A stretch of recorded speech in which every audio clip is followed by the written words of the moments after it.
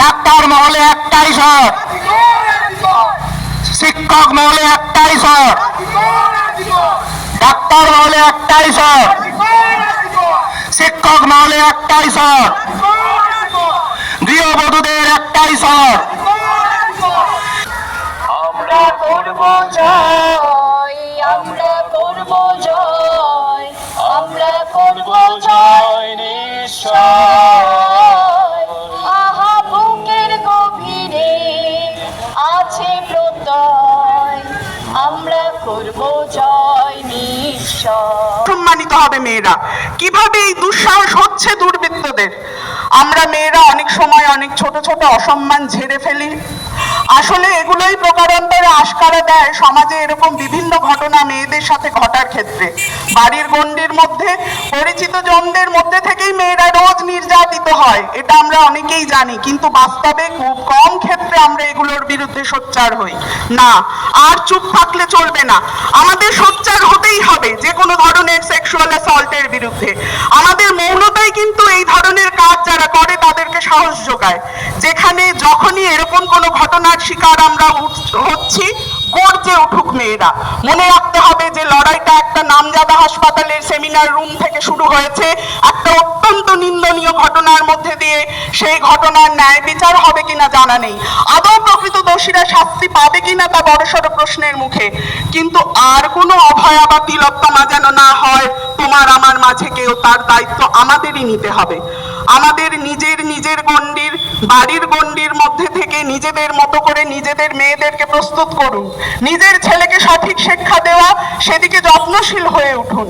সামনেই আমাদের উৎসবের দিন, কিন্তু সেসবের মাঝে যেন আমরা এই ক্ষতটা ভুলে না যাই। প্রলেপ সময়ের সাথে পড়ে যায় সে কথা ঠিকই, স্বাভাবিক নিয়মেই ক্ষতের দাগটা মিলিয়ে যেতে পারে, কিন্তু সেটা হতে দিলে হবে না। এত সুদীর্ঘ সময় ধরে একটা নারকীয় ঘটনার জন্য সুবিচারের আশায় মানুষ আজ পথে। এ লড়াইকে বৃথা হতে দিলে হবে না। বাড়ি থেকে শুরু হোক পরিবর্তন, তার সাথে যতদিন না সঠিক বিচার পাচ্ছে আমার এই বোন অভয়া, ততদিন একসাথে স্ট্যান্ড ফর আরজি কর, রেজ ইওর ভয়েস ফর আরজি কর, স্ট্যান্ড ফর আরজি কর। গোটা সমাজের কাছে এবং প্রশাসনের কাছে আমাদের দাবি, এই ঘটনা আর কত ঘটবে? কতদিন এইসব ঘটনা আমরা সহ্য করে যাব? কবে এই ঘটনার আমরা সুবিচার পাবো? আজকে সিবিআই কেস টেক ওভার করেছে, কিন্তু সিবিআইও আজকে বলতে বাধ্য হচ্ছে যে তারা তদন্তের প্রত্যেক পদে পদে বাধার সম্মুখীন হচ্ছে। কেন হবে?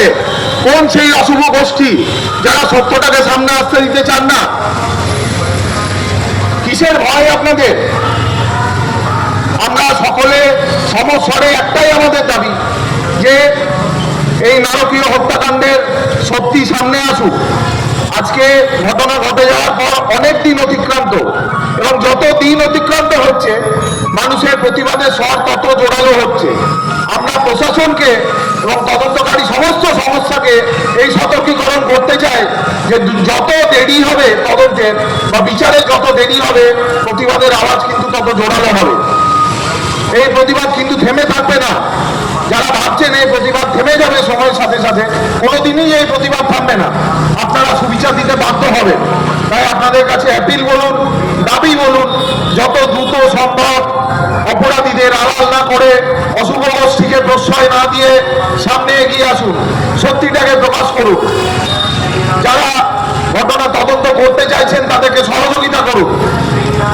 বিভিন্ন সংবাদ মাধ্যমে, কোনো এক সংবাদ মাধ্যমে কালকে ফ্রন্ট পেজে একটি খবর ছিল, যাকে অভিযুক্ত হিসেবে গণ্য করে যাকে জিজ্ঞাসাবাদ করা হচ্ছে, তদন্তকারী সংস্থা তার বাড়িতে গিয়েছিল, তার বাড়িতে তদন্তের স্বার্থে গেছিল। তার নাকি দরজা খুলতে 75 মিনিট সময় লেগেছে।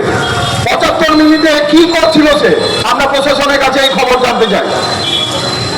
যেটা মিডিয়ায় লেখা হচ্ছে সেটা সাধারণ মানুষের জন্য লেখা হয়। আমরা কোনো রাজনৈতিক বক্তব্য দেওয়ার জন্য এখানে জড়ো হয়নি, কাউকে টার্গেট করার জন্য এখানে জড়ো হয়নি। আমাদের একটাই দাবি, সমস্ত স্বচ্ছতার সাথে বিচারের প্রক্রিয়া